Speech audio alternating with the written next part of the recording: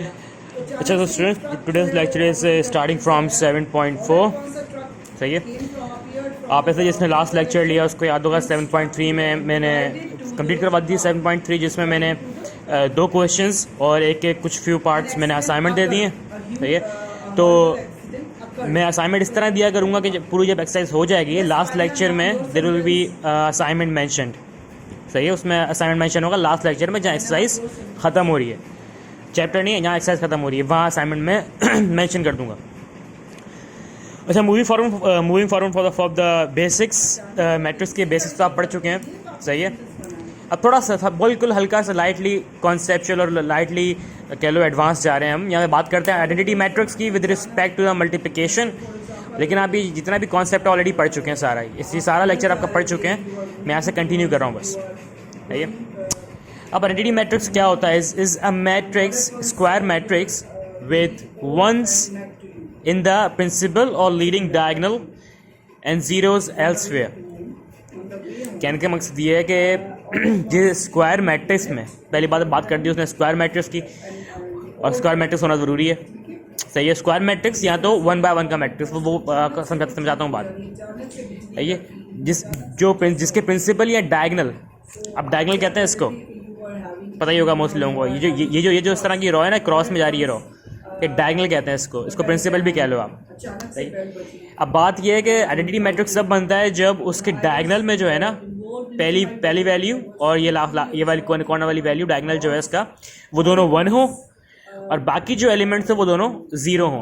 तब हम क्या बोलेंगे कि ये आइडेंटिटी मैट्रिक्स है. आइडेंटिटी मैट्रिक्स तब बनता है जब यहाँ पे डायगोनल में 1 हो और बाकी एलिमेंट्स जो हो 0 हो. अच्छा, ये तो स्क्वायर मैट्रिक्स में बनता है, ये उसके आगे ही बन सकता है बनने को.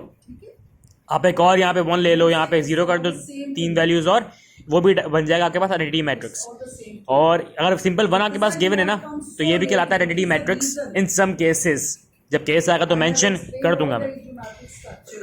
ये आइडेंटिटी मैट्रिक्स होता है, मतलब आपको ये इस तरह दिया होगा, इस फॉर्म में दिया होगा. मतलब अगर आपको क्वेश्चन दिया था, उसने बोला आपको क्वेश्चन में कि I2 will be multiplied by A inverse. सही है. तो I2 का मतलब है आइडेंटिटी मैट्रिक्स 2 by 2 का. ये 2 by 2 का मैट्रिक्स मतलब स्क्वायर मैट्रिक्स, वो भी आइडेंटिटी वाला मल्टीप्लाई कर रहा है इससे. तो कभी क्वेश्चन में ऐसे नहीं गिवन होगा कि इसका मैट्रिक्स बना के दिया हुआ आपको और आप उसको पुट कर रहे हो. Not that. ये आपको क्वेश्चन में इस तरह दिया होगा और आपको पता होगा कि ये जो 2 by 2 का मैट्रिक्स आइडेंटिटी का वो ऐसे बनता है. सही. एक डायगोनल में 1 है, बाकी एलिमेंट्स 0 हैं. बात कर रहे हैं हम डिटर्मिनेंट ऑफ अ मैट्रिक्स. सही है. डिटर्मिनेंट ऑफ अ मैट्रिक्स की बात कर रहे हैं तो हमने बोला कि लेट अ मैट्रिक्स ए जिसके 4 एलिमेंट है square matrix. The determinant of A is defined as. अब डिटर्मिनेंट ऑफ ए डिफाइन कैसे करते हैं हम? DET ए, ऐसे भी लिखते हैं इसको, equals to what? AD minus BC. तो ये फॉर्मूला समझ लो. डिटर्मिनेंट निकालने का ये तरीका है कि किसी मैट्रिक्स को आप ये और ये वाली वैल्यू मल्टीप्लाई कर दोगे, बीच में साइन आएगा माइनस का, फिर आप मल्टीप्लाई करोगे ये वाली value which is AD minus BC. सही है. वो यहाँ पे दिया हुआ है. तो ये चीज इससे मल्टीप्लाई होगी और ये इससे मल्टीप्लाई होगी और बीच में साइन आएगा नेगेटिव ऑलवेज. तो डिटर्मिनेंट निकालने का ये तरीका है और हम इसको इस तरह मोस्टली मेंशन नहीं करते, हम मोस्टली इसको इस तरह मेंशन करते हैं, ए की दोनों तरफ बार, जिसको हम बोलते हैं डिटर्मिनेंट है. मतलब एक ए है वो सिंपल मैट्रिक्स है और एक के बाद इस तरह का आपको साइन दिया हुआ, दैट मींस डिटर्मिनेंट ऑफ ए.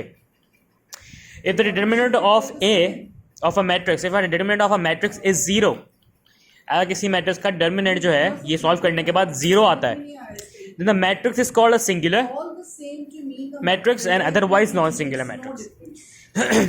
अगर इसका आंसर 0 आता है तो हम बोलते हैं ये मैट्रिक्स जो है सिंगुलर है. मतलब सम अप करने सारा इसको कैलकुलेट करने के बाद इसका आंसर 0 है तो हम बोलते हैं ये सिंगुलर है.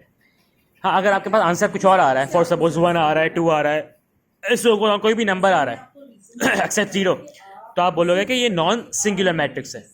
ये हम यहाँ समझ इसलिए रहे हैं कि सिंगुलर और नॉन सिंगुलर में इन्वर्स लेने का तरीका डिफरेंट नहीं होता. सॉरी, इन्वर्स में आप मतलब क्या करना है, आप वरना तो मसला ये है कि अगर आपको पूरा सॉल्व करना है, पूरा सॉल्व कर सकते हो.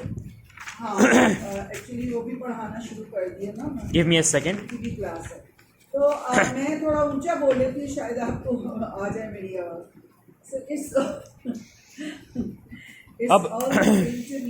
अब ज़ीरो जो है, कहने का मकसद ये है कि matrix is called a singular matrix.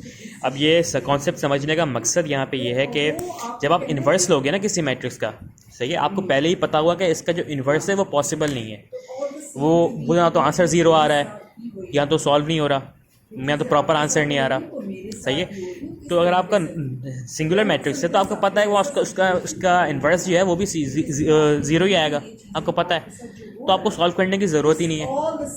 तो मतलब क्या, आपका काम मेहनत बच रही है। ये कॉन्सेप्ट है दिया हुआ इसलिए कि यहाँ पे आके मेहनत बच रही है, क्योंकि अगर आपको फॉर एग्जांपल एक मैट्रिक्स दे दिया, ये मैट्रिक्स आपके पास है, इसका डिटरमिनेंट आपके पास आ रहा है ज़ीरो, सही है। अब आप ज़ीरो के मैट्रिक्स का जब आप इन्वर्स लोगे ना आगे जाके, सही है, और वो भी ज़ीरो आ जाएगा, तो आपको जब पता है कि इसका डिटरमिनेंट ज़ीरो, तो इन्वर्स ले ही क्यों, हम बोल देंगे कि भाई inverse is not possible because this matrix is a singular matrix, सही।